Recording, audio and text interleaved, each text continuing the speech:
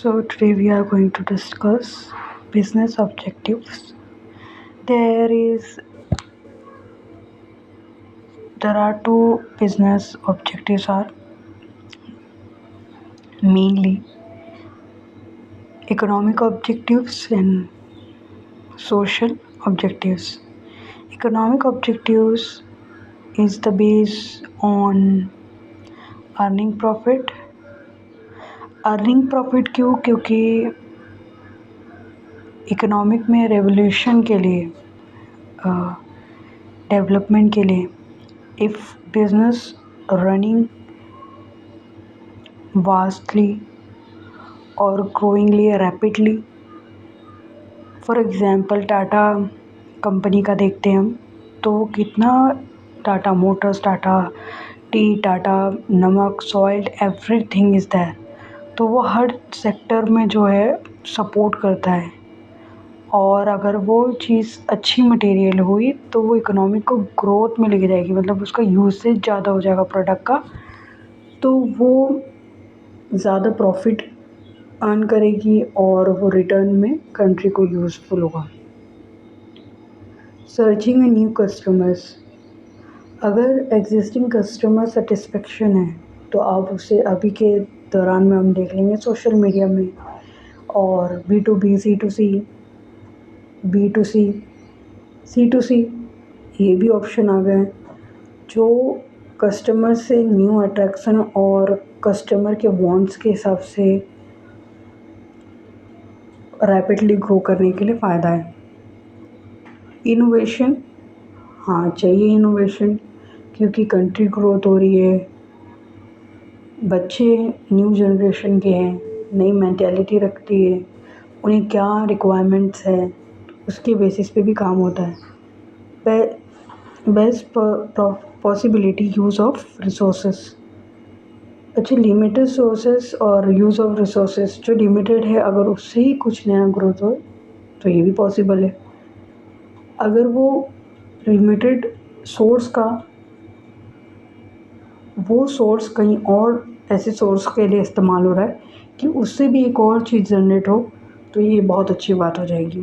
That's it, यही है basic thing. अगर पढ़े जैसे वेस्टेज है उसका कहीं और खाद वगैरह यूज़ हो रहा है, तो एक ऑलरेडी जनरेटेड चीज़ की अगर हम कुछ और जनरेट कर रहे हैं, वो पहले ग्रो हो चुकी है, फिर उसके वेस्ट को हम लोग खाद बनाने में यूज़ कर रहे हैं, तो बेस्ट थिंग।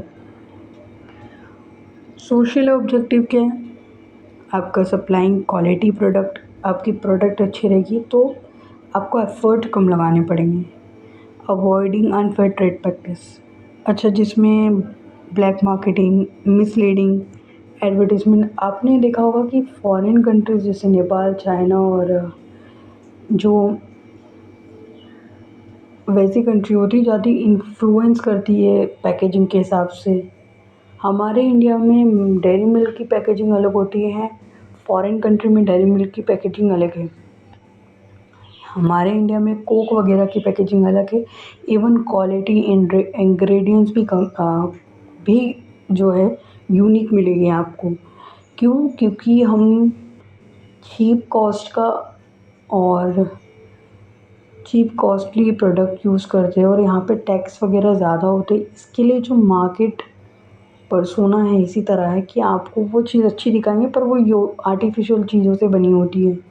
और जो फसाए हैं हमारा FSSAI जो प्रोडक्ट अथॉरिटी है जो ये चीज़ को लुक आउट करती है, वो एक्शन कम लेती है सब चीज़ों में, तो मिसलीडिंग वगैरह तो बहुत होते हैं। एम्प्लॉयमेंट जनरेट होता है। क्यों? क्योंकि अगर आपका बिजनेस एक्सपांड हो रहा है तो उसको अलग अलग स्टेट में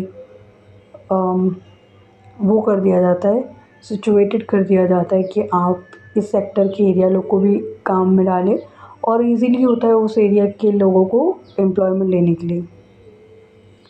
इसका बेस्ट एग्जांपल है लिज्जत पापड़ का। वो लिज्जत पापड़ ऐसा है कि जो बेवा औरत होती है, जो सेल्फ एम्प्लॉयमेंट के बेसिस पे काम करती है, मीन्स वो खुद भी काम करती है और औरों को भी काम करवाती है। घर की औरत होती है, हाउसवाइफ होती हैं, कुछ रिटायर्ड लेडी होती हैं, तो वो 5-6 ग्रुप हो जाता है कि अपने-अपने घर पे कुछ मटेरियल्स लाके वो बनाती हैं और फिर उसको मार्केट में सेल करती हैं।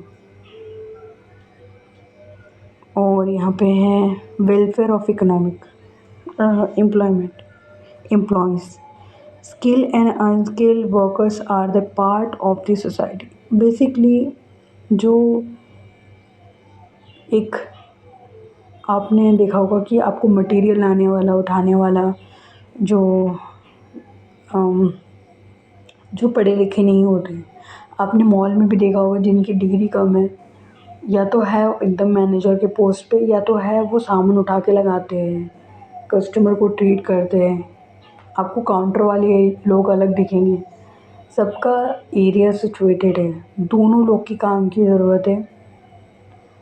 That's it. Help to solve social problem.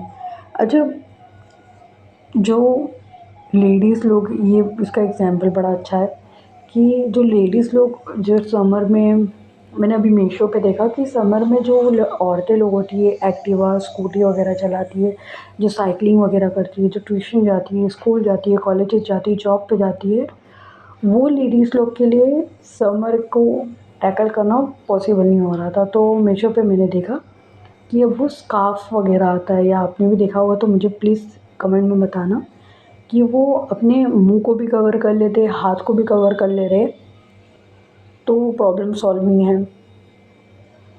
और ऐसे प्रॉब्लम सॉल्विंग के लिए बेनिफिशियल है कि आप एक सोशली इम्पैक्टफुल चीज़ें लाएँ, contributing to the welfare of the society. इसमें टाटा सर का आप सर्च कर सकते हैं, आपको बहुत सारे एनजीओज़ उनकी मिल जाएंगी, उनकी चैरिटी वगैरह मिल जाएंगी, क्योंकि आप एक बिज़नेस पॉइंट ऑफ व्यू के बाद एक लिमिट आती है कि आप अपने लिए करने के अलावा लोगों को भी करने पर। टच वुड, वो सर बहुत अच्छे हैं, उन्होंने अपने लाइफ में जितना किया नहीं होगा वो कोई कर सकता है, जो जितना किया है वो कोई और ही कर सकता है। तो मेरे लिए तो बहुत इंस्पिरेशन है उनका। That's all. Thank you watching my video, and hopefully I think you like my videos. Please share, like and subscribe my channel. Thank you.